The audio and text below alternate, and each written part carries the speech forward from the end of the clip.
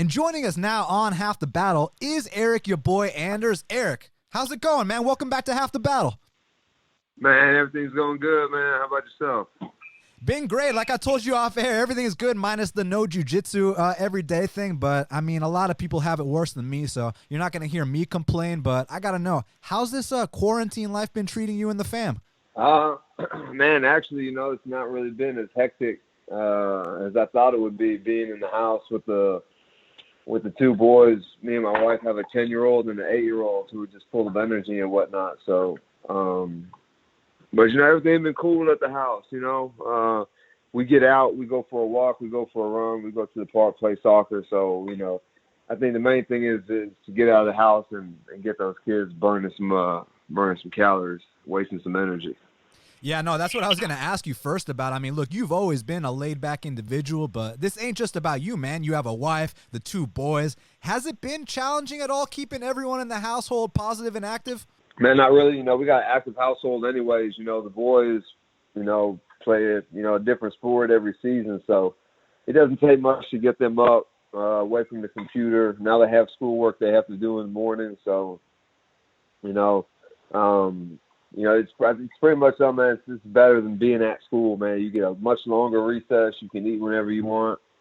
You can take a break. There's not so much schoolwork that they don't have they don't have time to do anything else in the rest of the day. So the kids are playing sports now. How awesome is that for you as a dad, man? I bet you get a lot of pride and enjoyment out of that. Yeah, it's fun to watch them go out there and compete. They do team sports and like individual sports like jiu-jitsu and wrestling and soccer and football and whatnot. So it's cool to just watch them go out there, compete, and have fun most of all. You think we could be looking at some future UFC fighter? Because I mean, if they're starting jiu-jitsu and wrestling this early, sky's the limit. They say they want to do it, but at the same time, they've never really been punched in the face. So there's a lot of people who say they want to do this thing, and once they get that first bloody nose, it kind of changes things. So I think my kids are pretty tough, but man, we'll see if that's what they want to make their life. But regardless, they're ready to go on the playground if someone challenges them, right? Oh, yeah, no doubt. There's no doubt in my mind that, a situation like that, they'll be able to defend themselves and other people if necessary. So, I mean, besides, going out, being active, what kinds of things you've been doing at home? You've been watching shows, you've been playing video games. What's the deal, man? Yeah, my kids are really into Fortnite, so we've been playing a lot of Fortnite here lately, and me and my wife started the third season of the Ozark, and we just finished something else. Oh, yeah, we've been on that Tiger King. We was on that early. Dude, okay, I got to know about both these. My brother recommended both. I don't really know what to think, but I don't feel like I should have an opinion yet because I haven't watched either. So, I mean, which one do you think I should check out first? Well, I think the Tiger King goes a little faster just because it's only like 7 episodes and it's the whole thing. Ozark, it's the third season. So, and, I just found I thought Tiger King was hilarious, man. Just the extremes that everybody in the show goes to. So, man, you just got to check it out, man. If you like wild, redneck, batshit crazy kind of stuff, then it's for you. I mean, it definitely sounds entertaining. I'll give you that for sure. But let me ask you this on a separate note, and no one knows the true answer to this, but it's just something that people want to talk about, hopefully, give a little positive energy. But if you had to take a guess, when do you think life goes back to normal? Well, I don't think anybody really knows. They said, everything was going back to normal at Easter, then they extended it a little bit longer. So I think they'll continue to evaluate the numbers and see, when there's a decline and whenever it's safe for everybody to go on about their normal life. So, I don't have a clue. First they said 2 weeks, then they said a month, and now blah, blah, blah. So, they canceled the Olympics, so obviously, there's issue that somebody knows about that we don't know about. So, and we'll see what happens, man. I'm just going to continue to do what I do and, hang out and use this time to rest, recover, recuperate a little bit. Yeah, no, I mean, I said this earlier. If a guy like Khabib, who's as powerful and connected as he is, can't leave Russia, I mean, that tells me everything I need to know right there, Eryk. Well, my thing is, why did he go back to Russia? Of course they're having travel bans. Nobody's coming to America right now. Everybody know that. Well, so why did he leave in the first place is my question. Well, I mean, I would assume probably because AKA was closed, right? Wouldn't that probably be the reason? By her debt? Excuse me. I heard Daniel Cormier said that they're keeping the gym closed and only him and the coaches are in there working. So, That's interesting. That throws a little wrench in the plans. Interesting. I have no idea. I really don't know. I just not under the inkling that a guy like Khabib, 28-0, the kind of fighters he's beat, that he'd be scared of anyone or any fight. No, I'm not saying he's scared, and maybe he didn't think that this thing would be what it is, But there's plenty of fighters here in America, and people in Florida are still going to the beach and whatnot, so they're not even concerned about what they got going on in Florida. So, maybe they have it in Florida. I just would like to see any kind of sport, other than bass fishing and pro bull riding and throwing darts, I feel you on that, man. It'd be great to have the fights back. So you were supposed to be matched up with Krzysztof Jotko, and I'm guessing that's going to go down at a later date. But look, man, it's an interesting fight for sure. We know what Jotko wants to do. He's a very elusive point fighter, and you have experience against similar opponents. Machida, Elias, both very close fights according to the judges. Now, granted, those fights took place in Brazil and Canada, respectively. This one's supposed to be in the U.S. Do you at all view this like third time is the charm versus these point fighters, or is Krzysztof a completely new and different puzzle for you to solve? Man, I think he's a little more aggressive than the other guys. He engages a whole lot more. He'll engage in the wrestling and stuff. So, yeah, he does have that element to his game, but he's a little bit different, and, he's a little bit more aggressive and more willing to wrestle and exchange a little bit. Currently, you're on this 2-fight win streak, the performance of the night, as well as the win over 45 vet Gerald Meerschaert. How much confidence did that give you to know that you can still go out there, do damage, and rack up big wins under the UFC banner? Oh, yeah, dude. My confidence, even when I had lost those 3 fights in a row, my confidence never wavered, This is part of the game. There's got to be a winner, got to be a loser.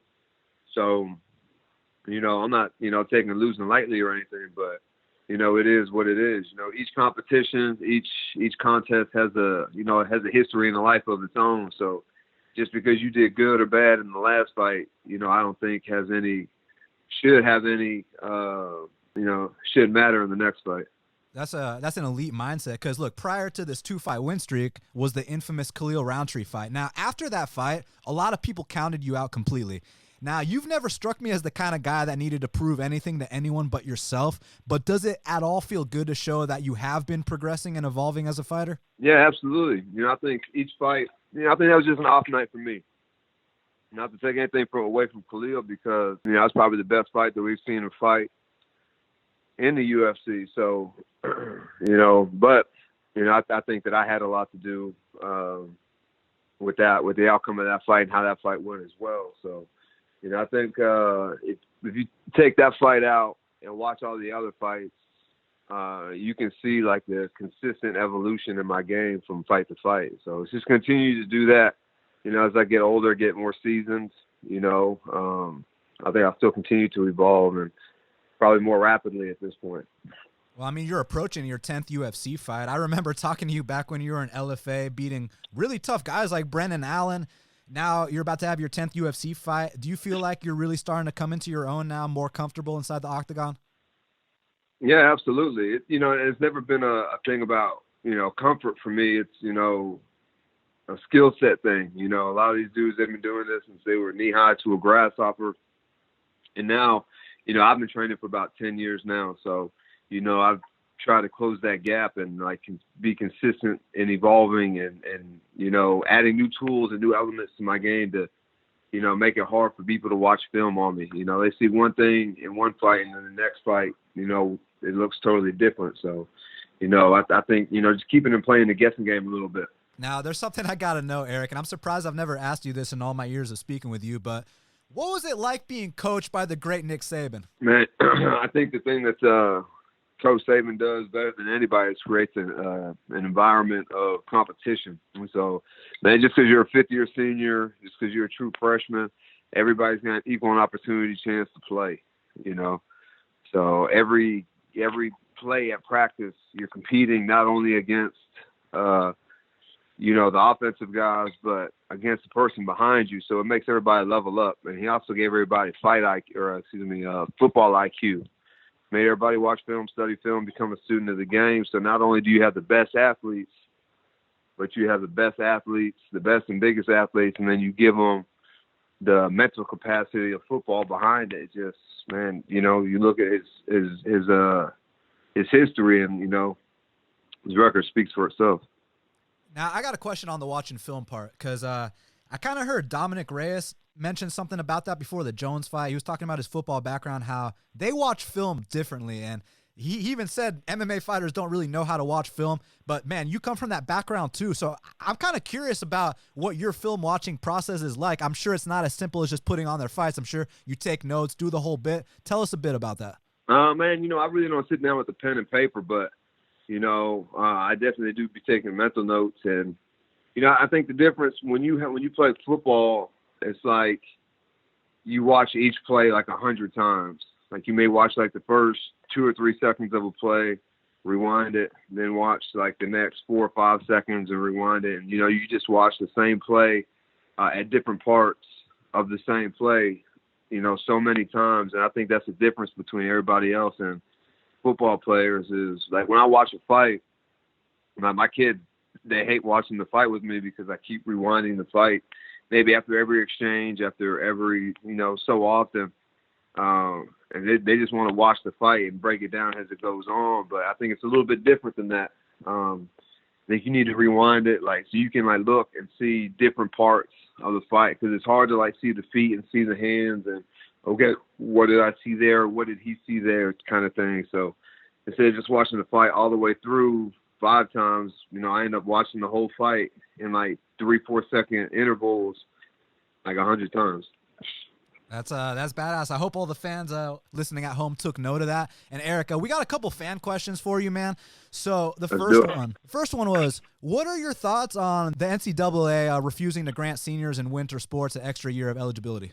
Man, when did well, they I don't know about winter sports. Did any winter sports get canceled? No, right? Just spring sports. Yeah, I don't know the facts here. Yeah, I think only the spring season, spring sports got canceled. So, what eligibility? You know, I guess the only thing that they're not doing is practicing right now. But, you know, I'm sure that they can find ways to train. And if I know Nick Saban, I know that he's found a way to get those guys in there training and working out and staying in shape. And Nick wants to know, besides yourself, who's someone from your Alabama team back when you played who would have been a good fighter? Man, I truly believe that Mark Barron could be a world champion. I've just never seen – the guy didn't even play one down of safety. He was a high school running back and a linebacker in high school. Got to Bama, never played a down of safety, turned into an All-American and you know, first-round draft choice. And, man, usually guys, they move up in defense. So, like, a safety will go to a linebacker will go to defensive end, a defensive end will go to a defensive tackle. Very seldom do you see a guy so athletic, because there's so many more – the skill of safety is so much more athletic and requires so much athleticism and, you know, cerebral thought than a linebacker does. You know, so he's smart, he's athletic, he's powerful, you know, he can probably do it, has long limbs, you know, he could probably do anything you ask him to do athletically. So, hard worker as well. So I think that, you know, if he would have made it in the NFL or, you know, kind of did the same thing that I did in college, you know, come out of college and go into MMA, man, I think that guy would have been a world champion. And last but not least, and ladies and gentlemen, this is Eryk Anders right here, right now on Half the Battle. So for everyone listening at home, man, because look, not everyone has the most positive mindset like yourself, but you know we're trying to get this message across, trying to help these people out. What would you tell the people at home just about how to handle these times and go about their day? You know, only worry about the things that you can control. The government says stay at home. You know, you can't go to work or whatever, so use this time to, you know, pick up a trade, you know, learn how to play music, sing, dance, or do something. You know, you can learn anything off YouTube, I feel like. So, you know, find other ways to invest money or make money or, you know, at the time off and you have a cell phone that's basically a computer, you know, you can look up and figure out anything in this time where you have nothing else to do. So, you know, figure it out. Use it to your advantage. Some great advice from Eryk, your boy Anders. Eryk, really appreciate the time as always. All the fans listening at home, make sure you follow Eryk on Twitter at Eryk Anders. Eryk, anything else you want to tell him before we go? Man, everybody stay safe out there, and we'll get through this thing and everything will go back to normal here shortly. Yes, sir. Eryk, thanks again for the time, man. Always a pleasure, and I wish you nothing but the best. Hey, pleasure, brother. You have a good one. You too, man. See ya.